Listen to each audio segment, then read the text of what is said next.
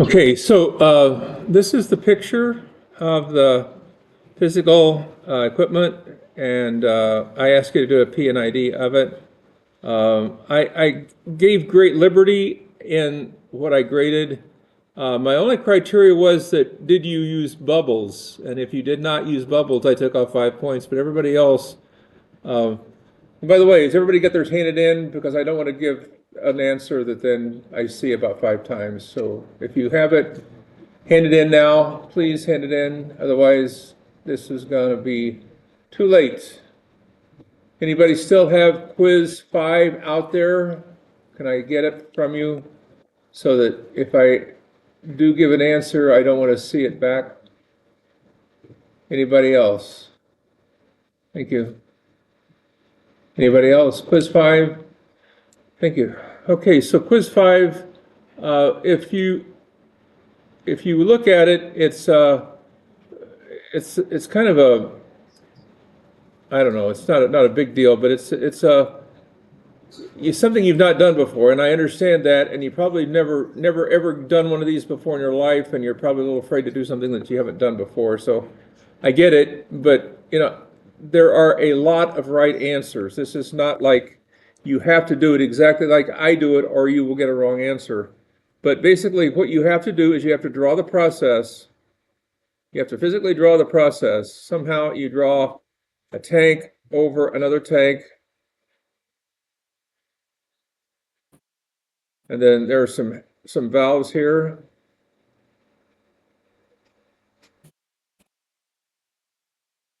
And there is a level element up here, and I don't know how you describe it, but you could do something like this, and then a bubble called a level element, and then a level transmitter. So there's a LT and an L, and these should have numbers on them. I didn't put a number on them, but they should be like 101, 101, and that type of thing. So that's one item. And then you should also have a pump down here. That's one way of showing a pump, not the only way to show a pump, but then it goes up. It goes up here. And then it goes all the way up here, and then it goes in. And in this, someplace long in here, there is a flow element, again, a bubble, and a flow transmitter, okay? Now, what else do you have in this? You have a connection to the pump, which is a electric signal. I don't know how you describe that, but somehow you describe an electric signal coming from the drive or the functionality of that. But you have two more bubbles. One is a bubble called a level indicator controller, and one is called a flow indicator controller. And then from the flow indicator controller, you have an output that goes to the pump. It really goes to a drive element into the pump, but that's kind of the general synopsis of that. And somehow you also have a level indicator controller that comes in and a flow element that comes in. Now this is your set point, and this is your flow, and this is your LT, and then you have where's your set point come in from this? From HMI. You don't have to put this in, usually they don't, but that's what that is. So there should be numbers in these, but somehow you've represented the physical and you've shown the elements that are involved with you've shown the elements that are involved with it. Now that's not very sophisticated, and there's a lot of things I left out, but that would have gotten you 20 points. Any questions, any comments? Does everybody understand? You show the physical, then you add the devices, and you add the bubbles, and then you connect them. Any questions? And you identify how many PID algorithms there are by something something C, something something C. Any questions? Okay, so we're going to go talking about chapter 14 tonight, okay? And in so doing, I'm going to show you a bunch of examples of chapter 14 in the Rubik's project. And I'm going to show you the Rubik's project I'm going to open it up and show you some of the project that I've got. Okay. Now, chapter 14 is about functions. It says OOP, but really it's about functions and function blocks, and that is basically what we're. Oh, okay. So opening this in project.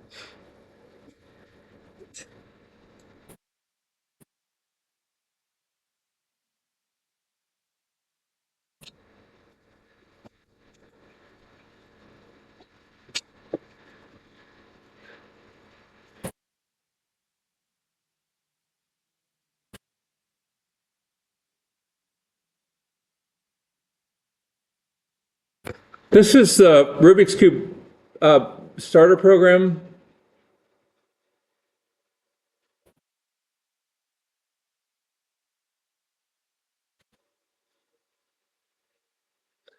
By the way, I would like to find if anybody's having a lot of problems with the Siemens, because my feeling is that most of you are doing okay with Allen Bradley, but some of you are having problems with Siemens. Just by show of hands, are the Siemens projects slowing you down? Do you feel like they're slowing you down? Yes, maybe a few of you, a lot of you. I don't see a lot of hands, but a few. Okay, I'll be blunt. I'm available tomorrow a lot, and then I'll be available on Friday a lot. And I'll even come on Saturday if you want me to. So please, if you are interested in working on these early Saturday, not 3 o'clock in the afternoon. If Illinois beats Houston, you'll not pry me away Saturday night. End of story. Go Illini, huh? Any Houston fans out there? Oh well, we get our fun in, but they always pull out a loss in front of everybody anyway. But this is the PLC program, and I wanted to show you programming blocks. Okay, and here are some of them. Okay, now I wanted to show you these functions. Okay, so can everybody see that? I have to, when you turn the Rubik's Cube 90 degrees, I have to move the colors of the tiles in the matrix. And so I created 6 functions that just do that. So this would be the yellow turn, okay? And there is the function for it. So you can see that these are nothing more than, like most people would say, well, they're just a subroutine, and that's basically what they are. But this would be a function that basically turns the yellow 90 degrees in a clockwise direction in the yellow phase, okay, the yellow phase. Now, that's all it is.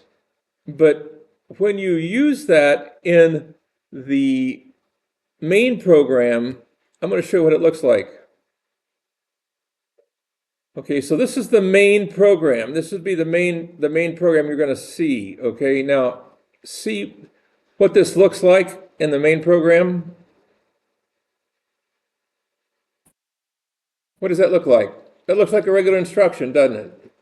But it's a subroutine. It's a function. Basically, what that is it's a very simple.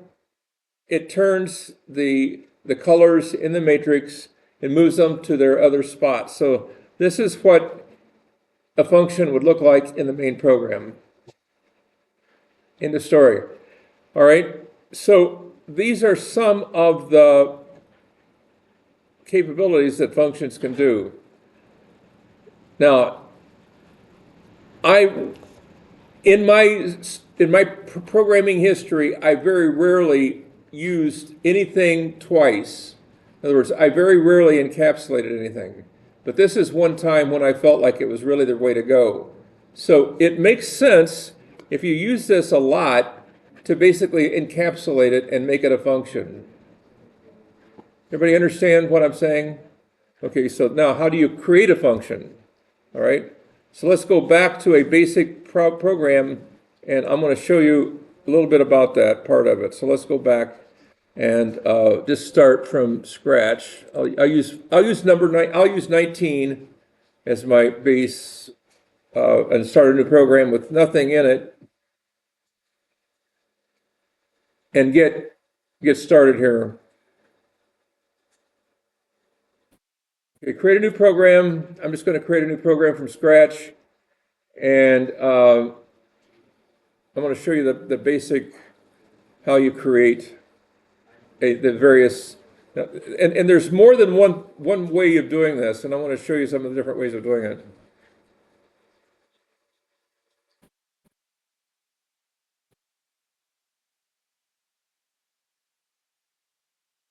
Okay, so let's go to the.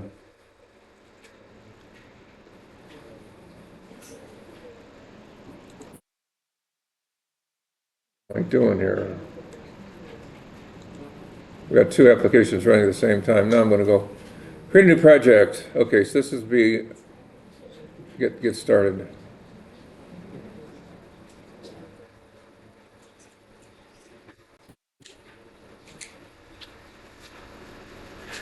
All right. We need to.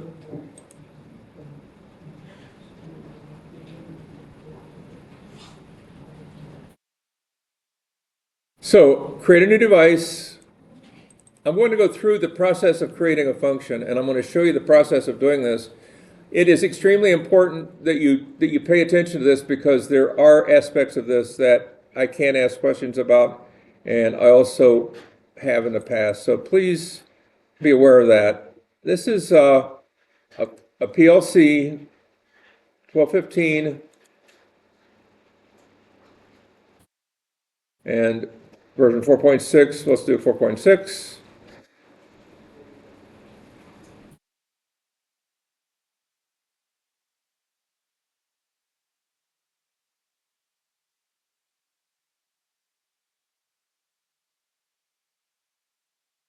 Okay, so here's a processor. I click out of this, click next, click out of this, click next. You want to have everything full access. Click next, and then finish. Now I've wiped out all the things that can mess you up. So that now I don't have to worry about passwords. That gets rid of the password issue.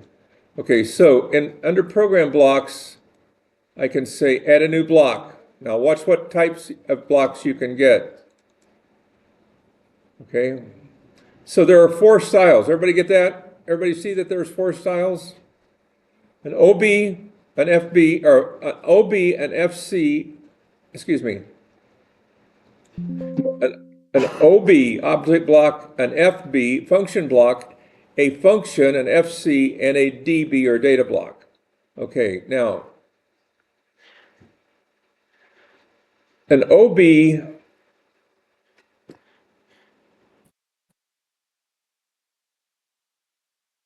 is a programming block that gives you the ability to create another one like OB1. All right, so that would be like an interrupt different program or that type of thing. It gives you that capability. We're not talking about OB anymore tonight, but this is the basic style that you can do. Now, that's not the one I want. I want to have a function block or a function, one of those two. I want to either do FB or F function. Now, if you were to say, I want to write my program like Alan Bradley, you would pick a FB, function block, okay? Now, in the FB, you do not have to declare memory locations with an M block, okay? It looks just like Alan Bradley, so you do not have to tie everything to an M bit in an FB. So you have the ability to have static data in this block that does not have any ties to an M block. And that's important. So most people write their program, the big boy programs, in FBs, function blocks. Okay? So you can take a program from Ellen Bradley, put it into an FB, and then call the FB from OB1, and you've got the exact same lookalike of the Allen Bradley program. Any questions about that? In an FB, you can have a program that looks identical, for the most part, to an Allen Bradley program. You don't have to tie it to M block bits and all that kind of stuff. You don't have to.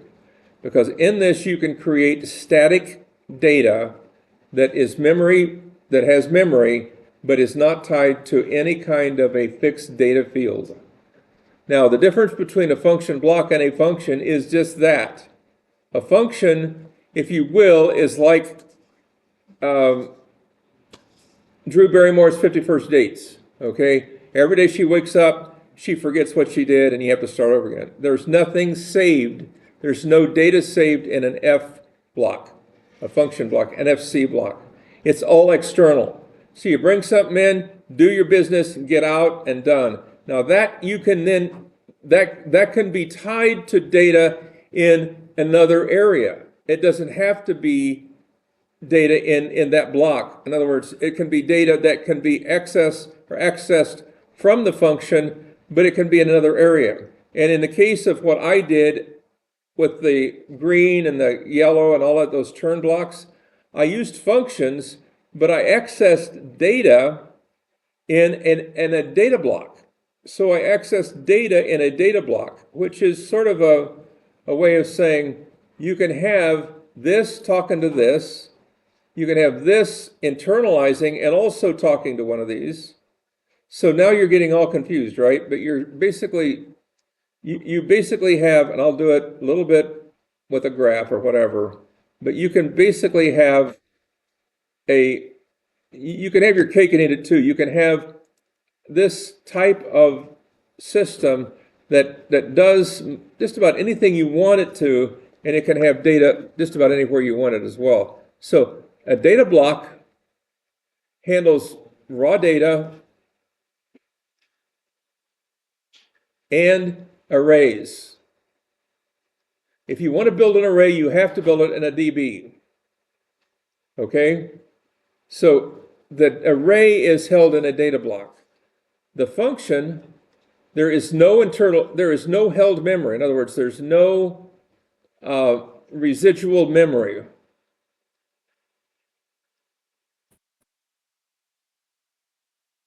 Stuff goes in, stuff goes out, and that's it. It can operate on any data anywhere. It can operate on, and mine operate on arrays. My functions operate on arrays. Now an FB, on the other hand, can have internal memory.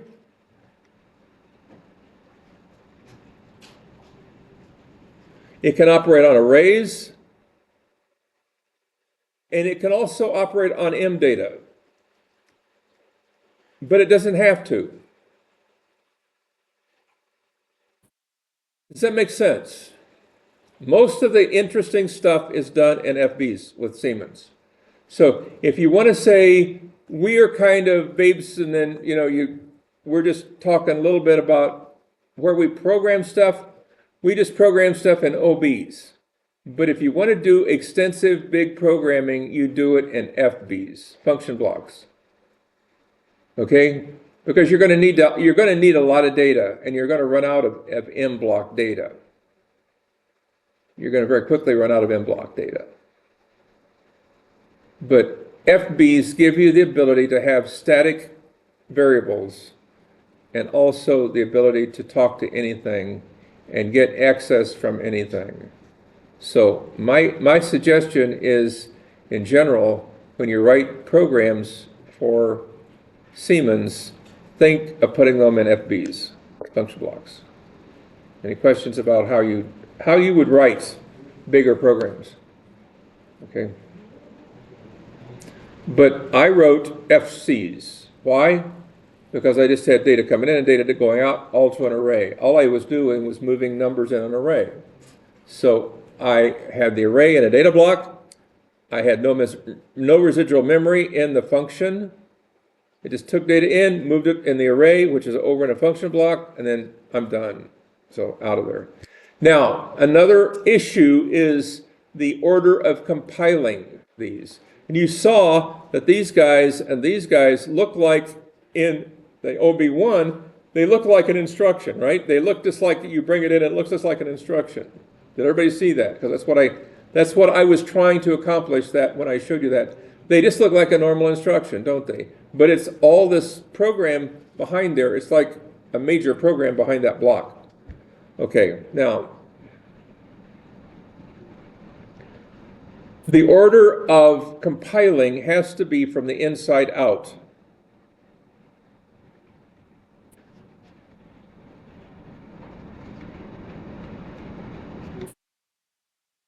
So if a function calls another function, you have to compile the inner function and then the outer function in that order. And then you compile, the last thing you compile is the OB1. Okay? You've got to remember the order of compiling or it won't work. Compile the inside function, the outside function, and you can stack these functions 3 or 4 or 5 deep. So can a function call another function? Yes. So another question that you might have, and you might be thinking, well, this is not like Allen Bradley, but Allen Bradley has an AOI. What is an AOI?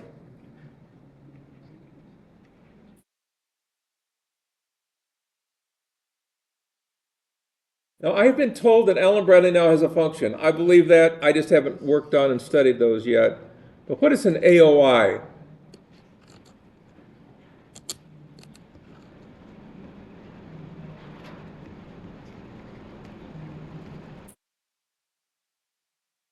This is their first attempt to keep up with these guys right here. So Allen Bradley has been playing catch up in many respects with respect to Siemens over the years, and this is one of them.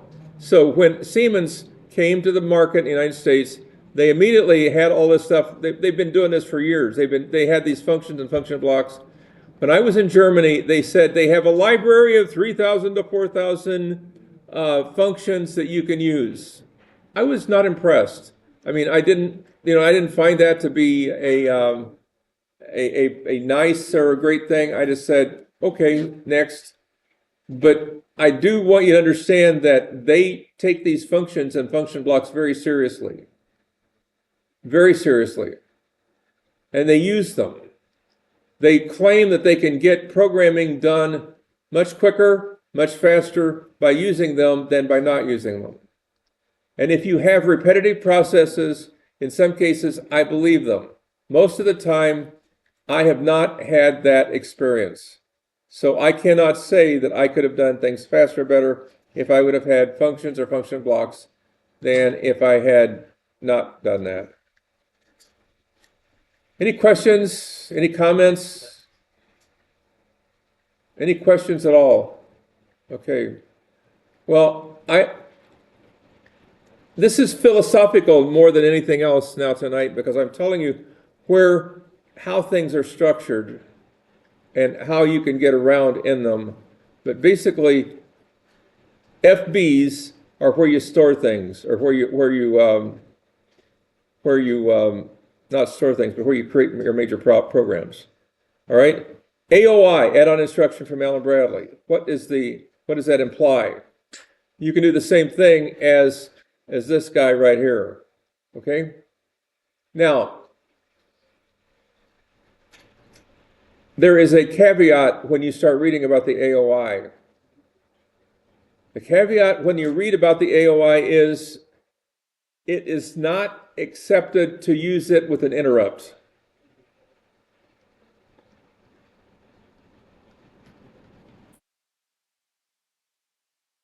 What does that mean? What does that mean? You can't use that with an interrupt. It means you can be executing an AOI instruction, and in the middle of executing that instruction, you can get an interrupt from another program.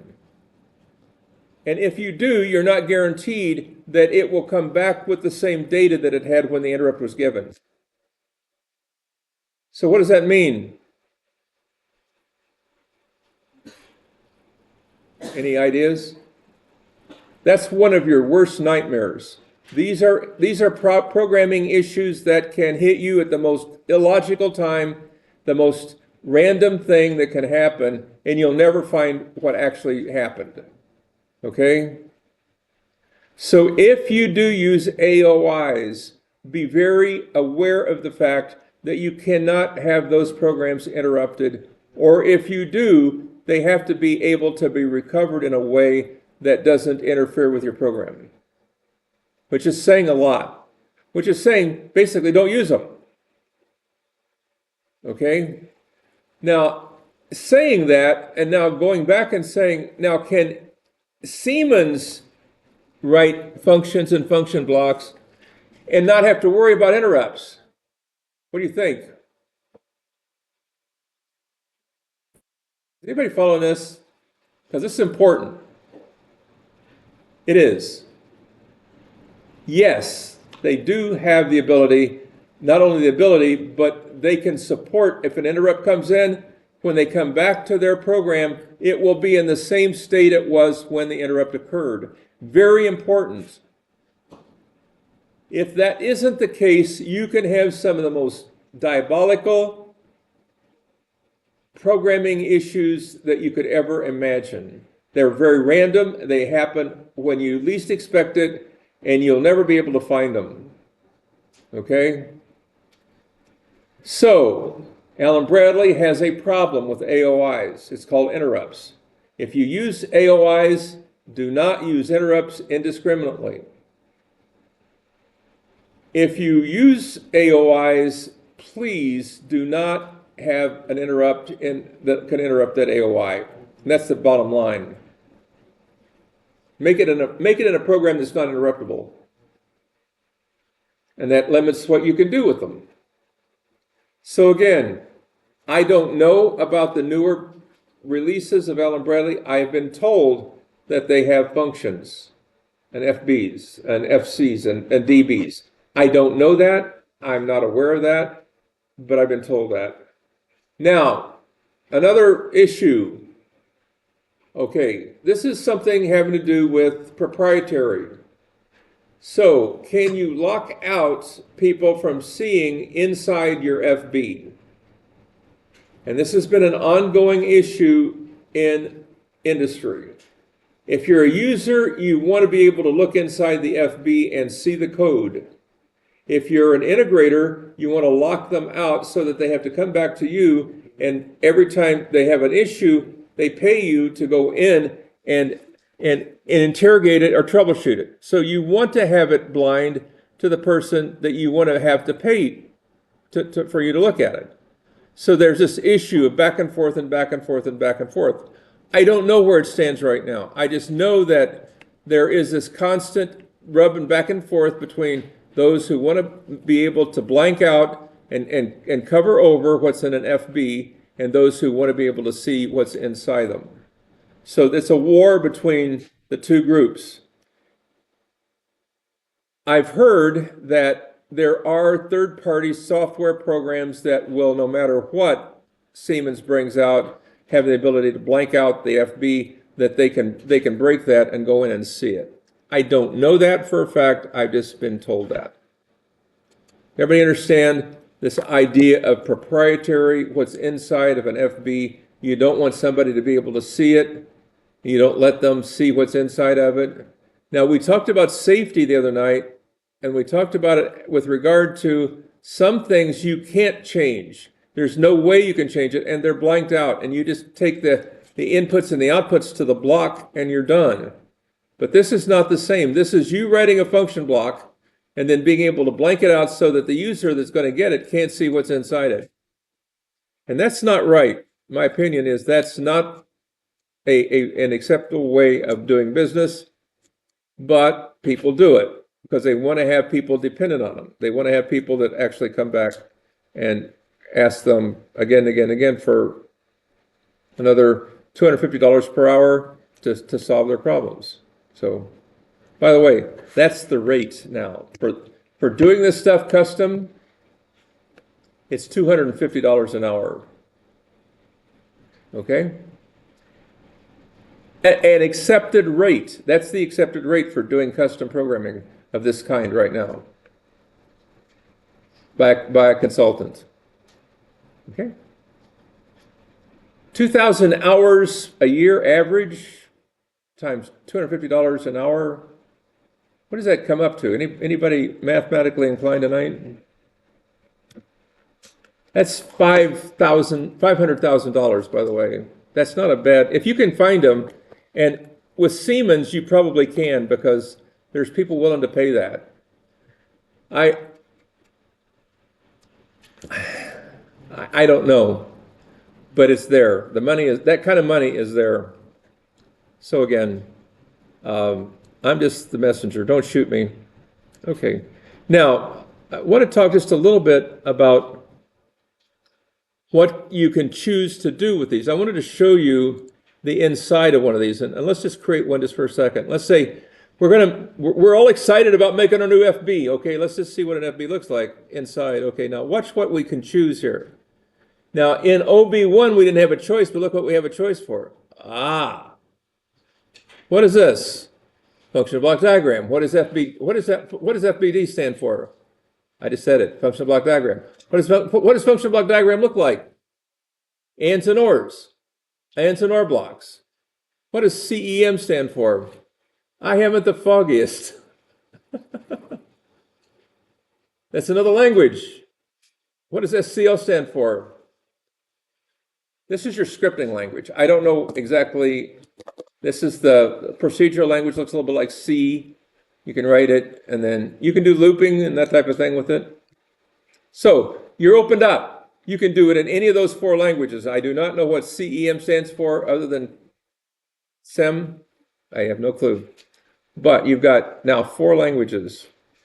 If you pay a little bit more, you can even get more languages. You can get the language that's the language of state diagrams, where you can have, I showed you the night when we talked about chapter 11 about the state diagram approach. You can get that language. That's another language you can get. So there's more languages than this available if you pay a little bit more money and you buy the little bit bigger processor. But anyway, any questions so far? Now I want to get down and start talking to you about how to build a function or a function block. Okay? There's some tricks. They're not bad, but they're logical, but they're tricks. Okay, so let's go back and let's not build a function block. Let's just build a function, an FC. Okay, so this is an FC. All right, and I'm going to stick with ladder. All right, and let's get this guy. Let's get this guy going. Okay, so now let's just say, okay, this is. Okay, now I didn't say anything, so they made it they called it block 1. I'm going to go back and delete it. I'm going to give it a name.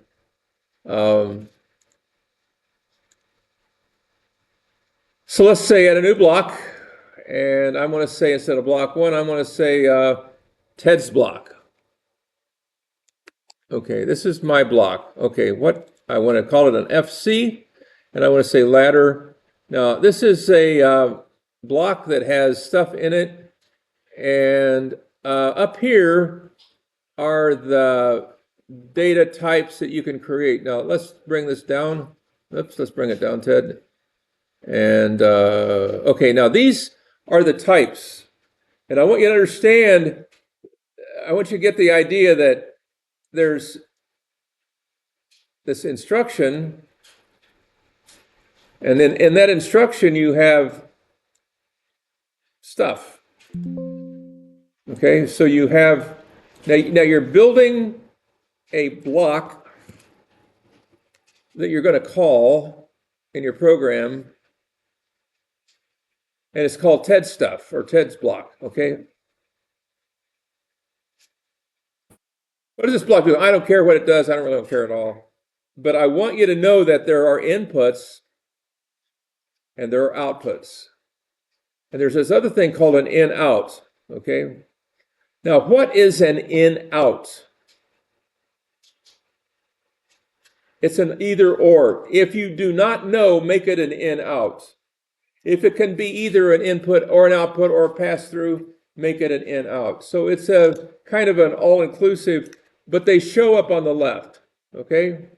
This would be in1, in2, and this would be in, out, 3. This would be out, 1. Okay, so now in here, I click in and I say, now add a name. Okay, so I'm just going to call it in1. Whoops, in1, Ted. Okay, now that's that one. Then I'm going to add another one. I'm going to call it in2. And these are Booleans. Now I can have them as any kind of variable I want to pass through, but I'm passing it through. And this is on the inside, okay? And the in-out, I'm going to call it in-out3. All right, so there you go. I've got to define these. Now, when I define these, when I call it, it's going to look like this. This is the name on the inside of the function. What goes out here? Something from your passing program. This could be bool data 1, bool data 2, bool data 3, or whatever. This could be anything, bool data 1. Now, that's a variable from an M bit, or it can be from someplace else. Everybody follow that? This is bool data 2. But this name and this name are not the same. They don't have to be the same. This name here could be anything. This name here could be anything. And this is a pass-through name. This is a name that's internal to this block only. When you're writing the code for this program inside here, this is the name it is called. It's not called this. But you're passing it in from this point inside. It's working as this. Very important. But here's how you define it. All right? One of the things that was really weird when we first got these was, and honest to goodness, we could not figure this out for the longest time. So we were naive, okay? Naive wasn't the word for it. We were dumb. And we had no idea some of this stuff.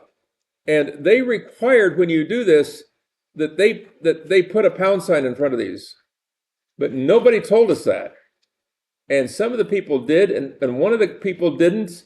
And he spent a month working on trying to figure out why his function wouldn't work. Now, today, they populate with the pound sign in front of the variables, and you don't have to worry about it. But in the first cut of this software, they did not. Okay? So there's no pound sign needed, but he struggled, and we struggled, and we struggled. And finally, somebody saw, oh, you don't have pound signs in front of yours. Oh, you got to be kidding me. We worked on that and worked on that and worked on it. We couldn't figure it out. Finally did. Okay. Everybody understand the difference between in and in out? If in doubt, make it an in out. Do not make it an in unless it's only going in. If it can go in and go out, make it an in out. There's no harm, no foul if you make it an in out. If it doesn't go out. But if it's a possibility it can go out, make it an in out. And it'll go in, it'll come in on the left. And then you don't see it over here, but you do see it in your program, and it does pass out. It does pass through, okay? So those are the variables, and then you've got temporaries and you've got constants. Now the constants are constants just for this program by itself. Temporary is temporary, and at the end, when it leaves your program, these are gone, okay? The difference between a function and a function block is the function block has static data as well, and you can see it. There's another column, there's another row here, and it's called static data. I think it's called something, but it's static, meaning it's stuck in there, and you can have all the data in the world, and that's where your data table is. That's what it boils down to. Anyway, anybody have any questions about any of this stuff? All right, so let's now go to war with this. We've got an in and we've got an out. We've got an in out. I didn't put an out. I'll put out one in there. Okay. All right, now I've got enough stuff I can actually do something with. So let's go down here and now write our program. Okay.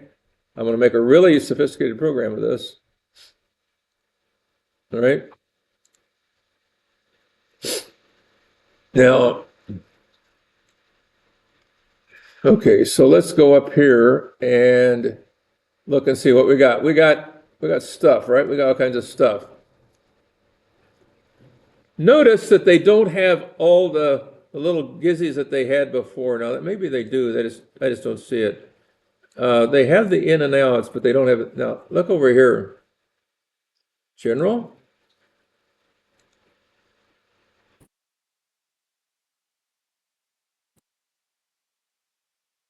And they've got all that stuff, but it's over here now. They don't have it over there. Okay. So we're kind of limited. We've got bit logic, we got other stuff, but we're kind of limited. It does give you a little bit of, like there's in one.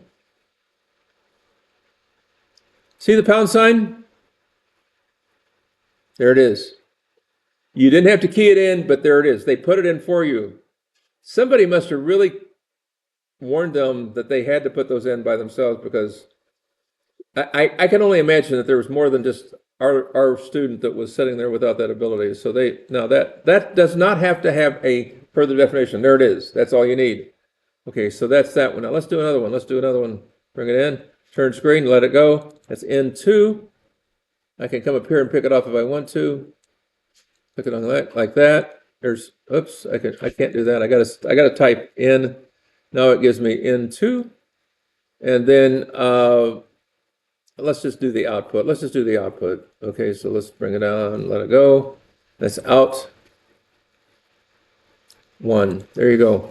Now I'm going to compile this, and I'm going to compile it. And I want to show you what it looks like in another program. Now notice what happens. See it right there? It's called Ted's block. Ted's block is on the left side instead of on the right side. It's an instruction note because I'm going to call it from the other program. Okay, so there it is. It's compiled, and it compiled. All right. Now I'm going to call it from main. Okay. In main, I'm going to call it, and I'm going to bring it in. Now watch what happens. When I bring it in, look what happens. There it is.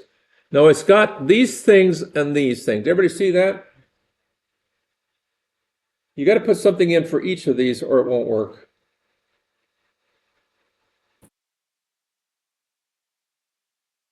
So you got to put in like A, B, C, D. Now these you have to define, and these are M-bit type definitions. But you have to put those in. But now there's what it is. Okay. So these do not just come out and are they have to be planned, they have to be studied and all that kind of stuff. But if you want to and make your program look nice and neat, this is one of the ways of doing it. It's like a subroutine. It's like calling a subroutine. So what's the lab at the end of this? What is the lab that we do at the end of this? It's the same one as we do for the, by the way, you can get the subtract lab or the add lab, it doesn't really matter. And there's about 10 different ways of doing it. But I'm going to show you a way of doing it so that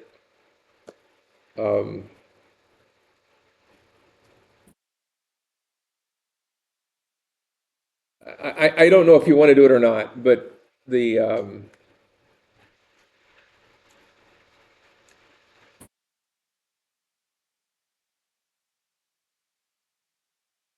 okay, so you want to get a 4-point lab, right? You want to knock one off in about 20 minutes? Yeah, let's do that, right? Okay, so this one is a half adder. You add A and B, and you get, let's call it half.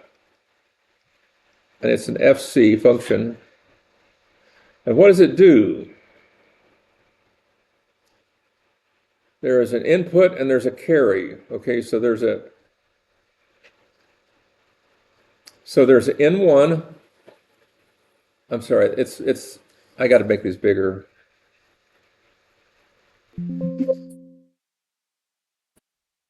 So there is a block called a half adder.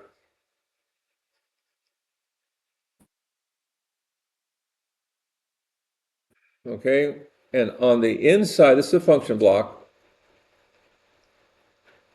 And on the input side, you have bit 1 and bit 2. And on the output side, you have the output and you have the carry. Or carrier, car, whatever you want to call it, okay? Now, what is the function, what is the inside of this? These are all Booleans. So if you have bit 1 and bit 2 on, you have a carry. Right? You have a carry bit. Bit 1 and not bit 2, or bit 2 and not bit 1 gives you a output. And that's it. That's a half adder. And you can do the first bit with a half adder, but the rest of the bits you have to do with a full adder. Okay? What does the full adder do?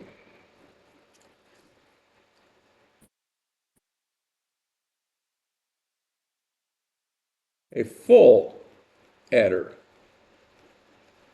It's a function block again. You have bit 1, bit 2, and a carry. This is an in-out.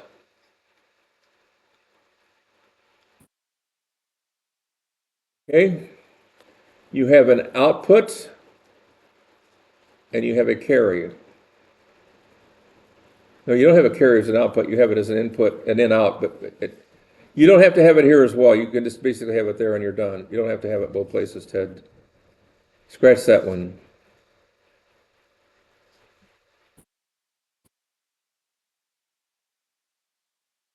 Okay, so that gets you the table. This is setting you up for the table. You got the table written now? You got the table for the full adder? Now, what does the logic say? Okay, one of the three, but not the other two,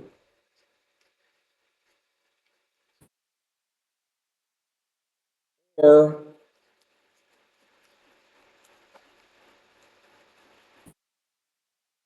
all three give me the output.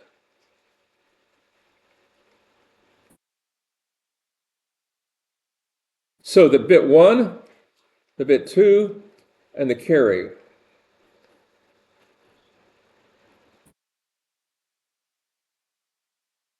What gives you the carry? This is a true in-out, by the way. This is you're bringing it in and you're also taking it out. What is the output of the carry?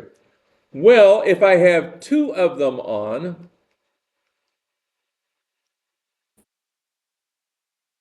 any two give me a carry, right?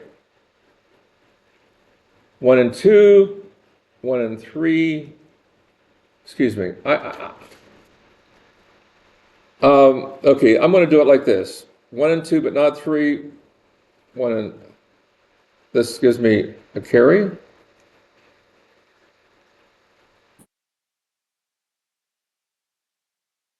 Or all three give me a carry. I don't think I have to do all this, but I'm going to do it just because some of you might wonder how to get, that's the carry. 2 of the 3 or all 3 give me a carry. Any questions about that? Now, how many times must I execute this? 15. I execute this once and execute this 15 times. I do this one time, followed by 15 of these. And what do I feed this? A 16-bit word, right? Let's call, in my user program in OB1, I declare a word. Let's call it word WD1, and it's 16 bits, and WD2. These are 16-bit words. Okay, now why do I call them WD1 and WD2 and declare them as a 16-bit word, as an int? Why do I do that? Because I want to use them, I want to populate them in my watch table as words, as 16-bit word. Okay? I want to populate them as a 16-bit word.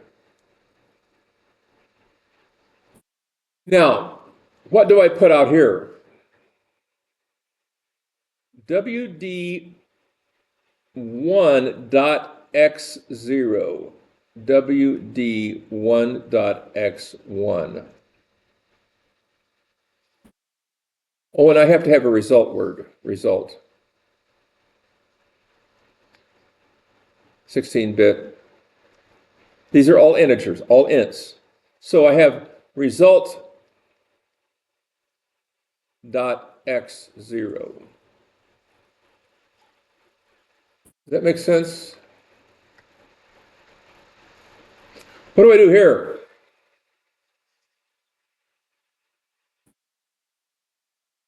Well, the first time through, I put WD1.x1, WD2.x1, and result.x1. The next time I do WD1,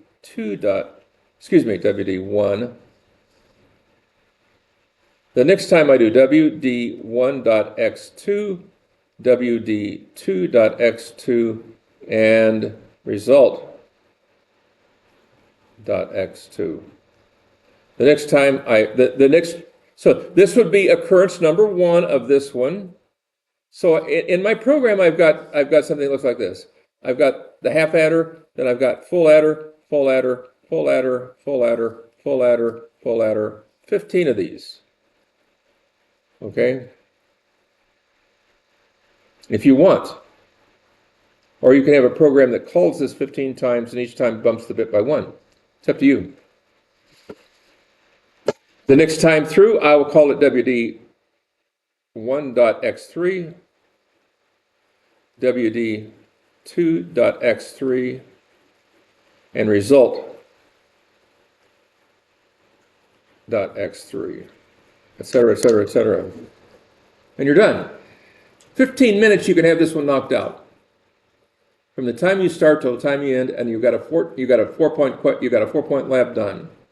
10% of your grade and your lab's done in 15 minutes, right there. Okay? Piece of cake, right? Not really, but it gets you through a lab. It gets you to understand how functions work. That little stupid little table up top, you have to populate, and you have to understand the difference between ins and outs and in-outs and all that kind of stuff. And the difference between the variable that's on the inside and the variable that's the outside. You got to understand that. But once you do, you're in. That's all it is. And then what do you do first? You compile the inner, then you go and you compile the calling program, and you're done. End of story. Done. There's questions at the end of this chapter that I always ask on a test. Okay, and I'll review a couple of them with you because I want you to understand that they're not hard, but you'll find one of the, when I write a test, I just go back and look at all the questions from the various chapters. And this one, these questions at the end of this chapter basically allow me to see if you caught on to what a function is, okay? So, these are just functions, not function blocks. But realize that most of the time you will be programming in function blocks because of the static data. So what's missing here? This is Drew Barrymore's 51st dates. Every day she gets up, she forgot what she did yesterday. You want to have data that sticks. And if you want to have data that sticks, you use a FB, not an FC. Okay? You don't want to be like Drew Barrymore. You want to be every day you wake up, you remember something of what happened yesterday. Maybe not everything that happened yesterday, but you want to remember something, some of the things that happened yesterday. FBs. So let's go back and let's look at some of this stuff and see what we got in that chapter. And let's go back.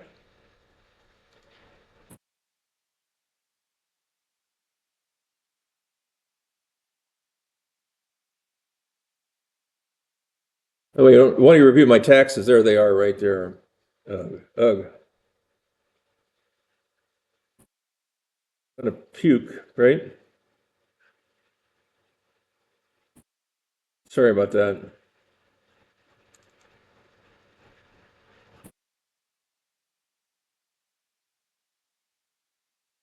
Chapter 14.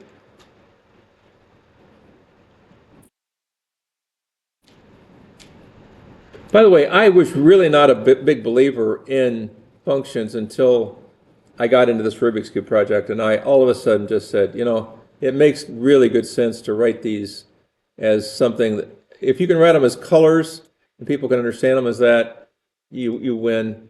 And I really do believe that helps people to understand that part of the program when they see that's the color of the face that spins 90 degrees. When you put that in there, it spins the tiles in the array. It doesn't spin them. It takes and moves those to the right. When you go 90 degrees, it puts the tile colors in the right places, and it moves them, and you can see it on the screen. Anyway.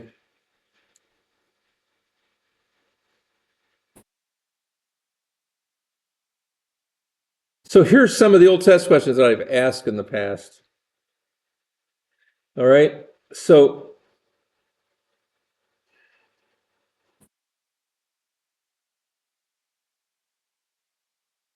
that's what we just did, except it's a subtraction, but whatever. You can do an add. It doesn't really matter.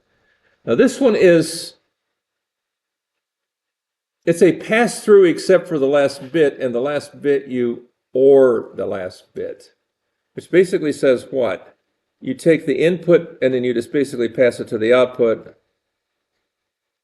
So in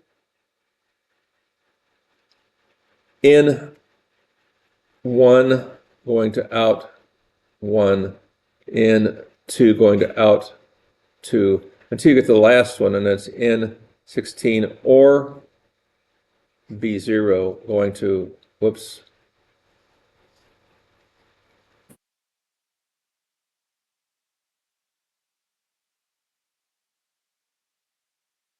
or B0, boo, going to out 16. And this is what's inside of this program right there. Did everybody see that? The hardest one is this one right here.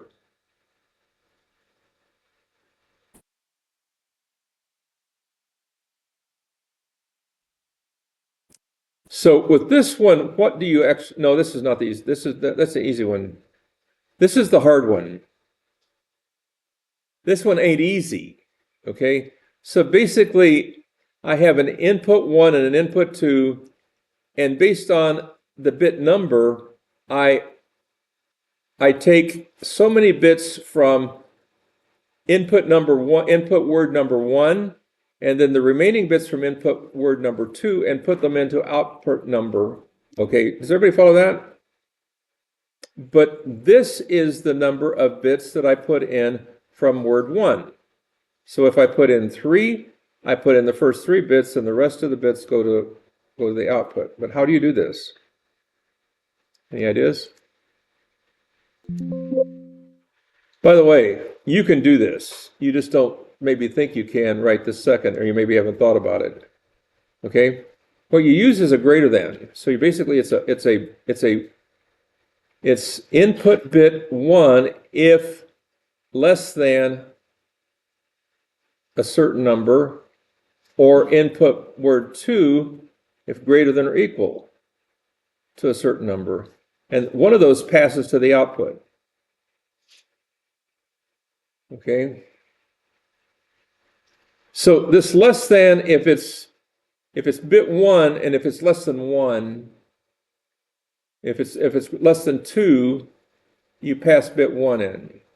But you do this for every bit, and this number in here moves by 1 for every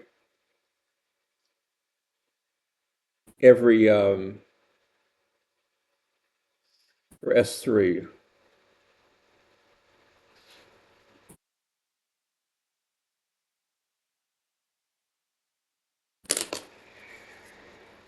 You do that 16 times and you're done. Does everybody see what I did? You look at that and you think, what did he just say? And basically it's a sliding one and the other. And you say, would anybody ever do that? Maybe? I don't know.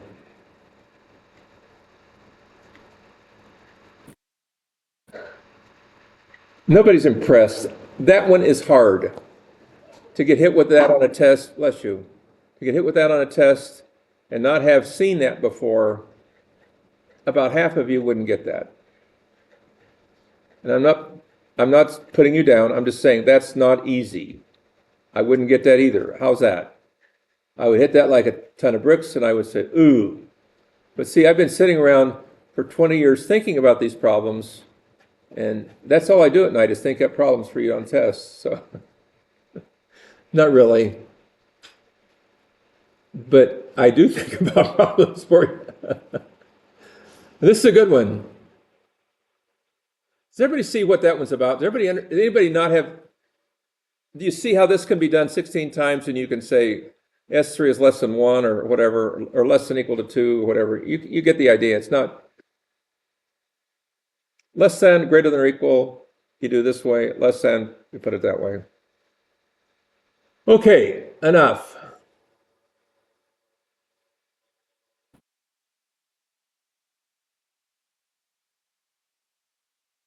Anybody have any questions? Any comments? Are you fully aware of how to put function blocks and functions together and make them do stuff, pass a question on a test, and you'll be good to go? Yeah. You're much better off than you were 30 minutes ago or an hour ago with this. This is a lot to digest, but it's very, very, very doable. And I think you see enough examples with the test, with the Rubik's project and this, it starts to make sense to you. Okay, hopefully it does. Question anybody's got? Any comments? So tomorrow is Thursday, and then Friday, and then Saturday. If you need help, please call me. I will help as best I can. I may not be available every minute, but I will come and help you if you have questions about, I can't get through this, or I can't get through that, or whatever. The software isn't working. I can't get this to happen. I can't get that to happen. I will try to help you. I'm not trying to be cruel to you, but you need to have 20 points in by April 1st. All right? I need to see a stack that high of stuff. From a class this size, I need to see lots of 2- and 4-point labs. And I'm not begging you for them. I hate to grade them, but on the other hand, whatever. The only way you're going to learn this stuff is to do it. This is not a theory class. This is a sit there and do enough of them that you get the idea how to do it. And that is the only way you're going to understand this stuff. All that I'm doing is cheerleading you. I try to help you as far as tonight. What you learned here was valuable, and what you learned the other night with the PID stuff. I doubt if you go out and say that you can draw the, you can actually from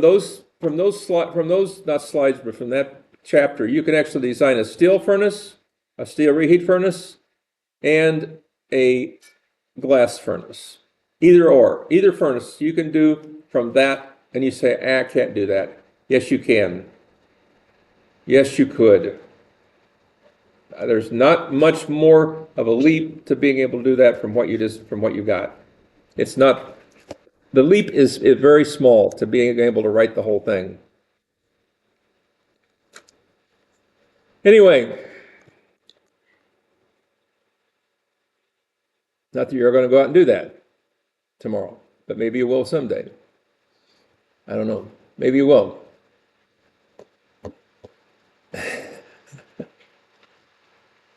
Take care. Take care.